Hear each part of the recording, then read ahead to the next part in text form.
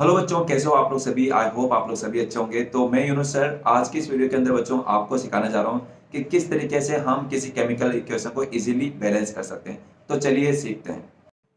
तो बच्चों chemical equation हम बैलेंस करें तो उसके लिए हम कुछ स्टेप्स है जो हम फॉलो करेंगे, जो कि हमको ध्यान रखनी है। जैसे कि स्टेप नंबर 1 की अगर बात करूं तो बच्चों आपको क्या करना है कि चेक करना है, check the number of atom present in reactant and product. आपको क्या करना है कि जो भी केमिकल इक्वेशन के अंदर जो रिएक्टेंट और जो प्रोडक्ट है उनके उनमें एटम के नंबर्स को काउंट करना है। अगर आपको नहीं पता है कि रिएक्टेंट और प्रोडक्ट क्या होता है तो मैं बताता हूँ कि जैसे कि कोई केमिकल इक्वेशन जिसके अंदर सोडियम हाइड्रोक्साइड को हम हाइड्रोक्लोरिक एसिड के साथ रिएक्ट करवाते हैं, तो ऐसे में सोडियम क्लोराइड और वाटर बनता है।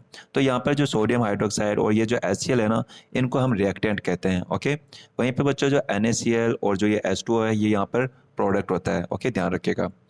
अब इसके बाद में बच्चों हम बात करते हैं यहाँ पर स्टेप नंबर सेकंड की। तो स्टेप नंबर सेकंड में हम करेंगे कि जो भी रिएक्टेंट और प्रोडक्ट है उन पर अपन बॉक्स बनाएंगे बच्चों, क्योंकि जो भी हमको लिखना है, जो भी नंबर हम लिखेंगे वो बॉक्स के आउटसाइड लिखेंगे। स्टेप नंबर थर्ड, हमें बैलेंसिंग करनी होगी। तो बैलेंसिंग करते समय भी बच्चों हम किस एलिमेंट को पहले करेंगे, इस बात का भी आपको ध्यान रखना है। जैसे कि सबसे पहले जो अपन बैलेंसिंग करेंगे ना वो मेटल की करेंगे बच्चों।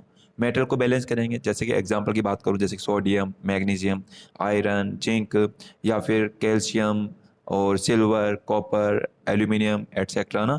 तो इनमें से किसी को भी हम बैलेंस कर सकते हैं या फिर कोई और मेटल को।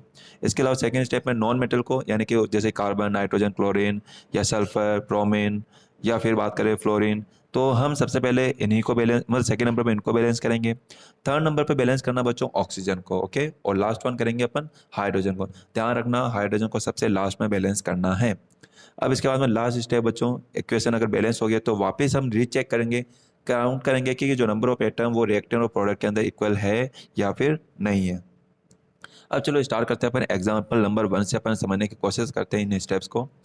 तो सपोज दैट कि हमारे पास में केमिकल इक्वेशन है जहाँ पर हम क्या करते हैं, जो Fe है इसको रिएक्ट करवाते हैं बच्चों वाटर के साथ में। तो ऐसे में हमारे पास में कंपाउंड यानी प्रोडक्ट बन के आता है Fe3O4 प्लस H2। तो सबसे पहले हमको ये चेक करना है कि ये गिवन इक्वेशन या बैलेंस है या नहीं है। इसके लिए हम नंबर ऑफ एटम काउंट करेंगे रिएक्टेंट और प्रोडक्ट में। ठीक है, तो आपको ये करना बच्चों, कहीं ऐसा नहीं हो कि पहले से इक्वेशन बैलेंस हो और ज़बरदस्ती आप उसमें कुछ चेंज कर दो। तो इसके लिए सबसे पहले देखते हैं रिएक्टेंट के अंदर आयरन कितने, इनके नंबर्स। तो नंबर ऑफ एटम बच्चों 1 है और यहाँ पर प्रोडक्ट में है 3 है। ओके, वहीं पर हाइड्रोजन की बात करें तो रिएक्टेंट में 2 और प्रोडक्ट में भी 2। और ऑक्सीजन की बात करें तो ऑक्सीजन रिएक्टेंट में 1 और प्रोडक्ट में बच्चों है ये 4। तो देखो आप लोग किस तरीके से आयरन इनबैलेंस है, यहाँ पर हाइड्रोजन बैलेंस है जबकि ऑक्सीजन बैलेंस नहीं है। तो इस केस में केमिकल इक्वेशन को बैलेंस करना जरूरी है। तो सेकेंड स्टेप होती है बच्चों बॉक्स। तो जो भी हमारे पास में रिएक्टेंट एंड प्रोडक्ट है इन पे हम क्या करेंगे, बॉक्स को ड्रॉ करेंगे। ओके, तो चलिए सबसे पहले अपन बॉक्स पर ड्रॉ करते हैं आयरन, फिर उसके बाद में वाटर, फिर उसके बाद में फेरिक ऑक्साइड, फिर उसके बाद में हाइड्रोजन। तो इनको बैलेंस करेंगे। अब इसके बाद में बच्चों बात आती है स्टेप नंबर थर्ड, जहाँ पर हम करते हैं केमिकल इक्वेशन को बैलेंस। तो बैलेंसिंग में बच्चों सबसे पहले हम करेंगे मेटल को बैलेंस करेंगे। ओके, तो मेटल यहाँ पर कौन सा है बच्चों, आयरन है, Fe है जो यहाँ पर मेटल है। तो इसको बैलेंस करना है। तो इसकी ये नंबरिंग है 1 और प्रोडक्ट में 3, तो इक्वल नहीं है, तो इसके लिए इक्वल करने के लिए मैं अपन 3 से मल्टीप्लाई करेंगे। और तो यहाँ पे देखो आयरन बैलेंस हो चुका है। अब इसके बाद में कोई नॉन मेटल ऑक्सीजन और हाइड्रोजन के अलावा, तो ऐसा कोई है ही नहीं हाइड्रोजन के अलावा।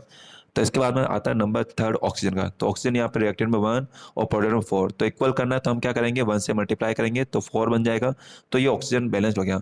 तो बच्चों यहाँ पे इस बात का ध्यान रखना है कि जो भी आप पहले बैलेंस करते हो तो पहले वाले को वापस देखो, कुछ में कोई चेंज नहीं आया ना। तो ऑक्सीजन को बैलेंस करने पर आयरन में कोई चेंज नहीं। तो अब इसके बाद में हाइड्रोजन को बैलेंस करना है। तो हाइड्रोजन बच्चों यहाँ पर इसके नंबर कितने हैं, यहाँ पर 8 है, जबकि यहाँ पर प्रोडक्ट में देखते हैं तो यहाँ पर कितने हैं, यहाँ पर 2 है। तो इसको बैलेंस करने के लिए हम यहाँ पर 4 से मल्टीप्लाई करेंगे।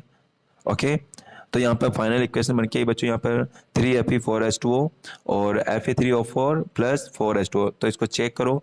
तो यहाँ पर अगर अपन चेक करें तो आयरन बच्चों यहाँ पर Fe यहाँ पर बैलेंस है हमारे पास में। जैसे इसकी यहाँ पर नंबरिंग है, यहाँ पर 3 एटोमिसिटी 3 है। और फेरिक ऑक्साइड में भी आयरन 3 है। और हाइड्रोजन की बात करें तो हाइड्रोजन 8 है, यहाँ पर प्रोडक्ट में भी 8 है।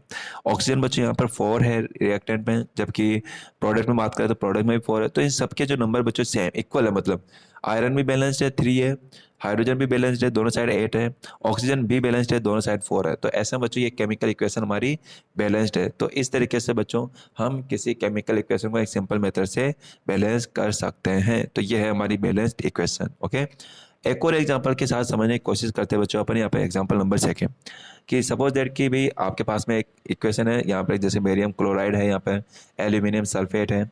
जब रिएक्ट रिएक्ट करते हैं तो ऐसे में जो कंपाउंड प्रोडक्ट बनता है यहाँ पे बेरियम सल्फेट, इसके अलावा बच्चों यहाँ पे एल्यूमिनियम क्लोराइड। तो सबसे पहले फर्स्ट स्टेप काउंट करो तो बेरियम यहाँ पे 1 है और प्रोडक्ट में भी 1, तो ये बैलेंस। इसके बाद में बात करते हैं अपन यहाँ पे क्लोराइड, यहाँ पे क्लोराइड की बात करें तो यहाँ पर 2 है और इधर 3 है, तो ये बैलेंस नहीं है, तो केमिकल इक्वेशन बैलेंस करनी है। एल्यूमिनियम 2 है, एल्यूमिनियम इधर 1 है, तो ये भी बैलेंस नहीं है। सल्फर इधर 3 है जबकि यहाँ पर 1 है, तो ये भी बैलेंस नहीं है। ऑक्सीजन इधर 4 3 12 है और इधर 4 है, तो ये भी बैलेंस नहीं है। ऐसे बच्चों इस केमिकल इक्वेशन को बैलेंस करना होगा।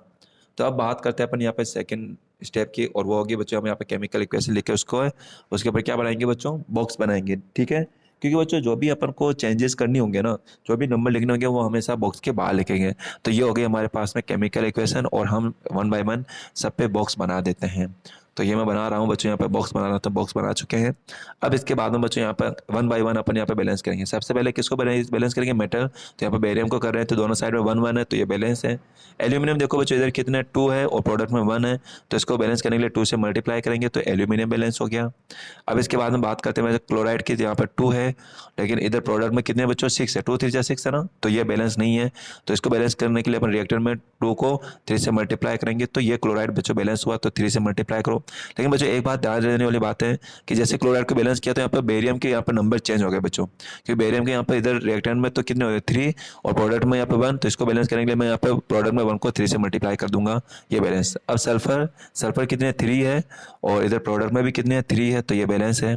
ऑक्सीजन बच्चों यहाँ पर बात करें तो ऑक्सीजन 4 3 जा 12 इधर रिएक्टेंट के अंदर, और वहीं प्रोडक्ट में बात करें तो यहाँ पे 4 3 जा 12 है, तो ये भी बच्चों यहाँ पर ऑक्सीजन बैलेंस हो चुके हैं।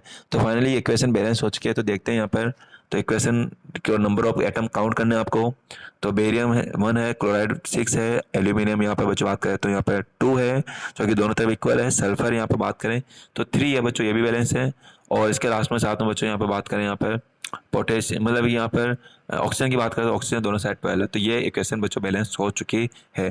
तो इस तरीके से बच्चों आप लोगों को ध्यान रखना है कि कैसे अपन यहाँ पर किसी केमिकल इक्वेशन को बैलेंस कर सकते हैं। तो ये हमारी सेकंड मेथड है जहाँ पर बेरियम क्लोराइड को हमने एल्यूमिनियम सल्फेट के साथ में रिएक्ट करवाया और फाइनली हमारे पास प्रोडक्ट बना 3BaSO4 + 2AlCl3। ओके, तो ये जो इक्वेशन है बच्चों ये हमारी बैलेंस्ड केमिकल इक्वेशन है।